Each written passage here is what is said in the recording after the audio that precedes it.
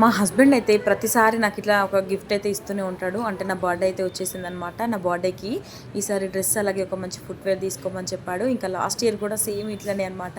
ప్రతి ఇయర్ బర్త్డేకి అయితే నాకు ఏదో ఒకటి ఇప్పిస్తూనే ఉంటాడు. ఇంకా మాటల్లో చెప్పలేను ఆ హ్యాపీనెస్. మీరు కూడా ఇంతేనా? మా హస్బెండ్ నేను ఇన్ని రోజులు చేసిన కష్టానికి ఒక ఫలితం అనే చెప్పొచ్చు. ఎందుకంటే ఇన్ని డేస్లో మనం కొనిచ్చిన వాటికంటే ఇట్లా స్పెషల్ అకేషన్కి కొనిస్తే అవి చాలా మెమొరబుల్గా ఉంటుంది కదా. ఇంకా నేనైతే మాకు దగ్గరలో ఉన్న జూడియోకి వెళ్ళి ఒక సింపుల్ డ్రెస్ అయితే తీసుకున్నాను. ఇంకా ఇవన్నీ కలెక్షన్స్ కిడ్స్ వేర్ కలెక్షన్స్ కూడా మీకు ఎవరికైనా యూజ్ అవుతుందని అయితే తీశాను. ఎంత బాగున్నాయో అసలు పిల్లల కలెక్షన్స్ కానీ పెద్దవాళ్ళే కానీ ఇంకా నాకైతే మస్తు అనిపించింది. ఫుట్వేర్ కూడా చాలా బాగున్నాయి. ఇంకా ఎంత తొందరగా షాపింగ్ చేశానో బిల్లింగ్ దగ్గర అయితే అంత లేట్ అయింది. సిస్టమ్స్ వర్క్ అవ్వట్లేదు అనేసి మాన్యువల్గా బిల్లు రాసి ఇస్తున్నారనమాట. లిటరల్లీ ఒక 15 మెంబర్స్ బ్యాక్ అయితే నేను నిల్చొని ఉన్నాను. చాలాసేపు అయింది. పిల్లలు అయితే అల్లరి చేస్తున్నారు. ఇంకా నాకైతే అక్కడ ఒక బ్రదర్ అయితే ఒక సిస్టర్ అండ్ బ్రదర్ హెల్ప్ చేశారనమాట. మీరు ముందు వెళ్ళి చేసుకోండి అనేసి.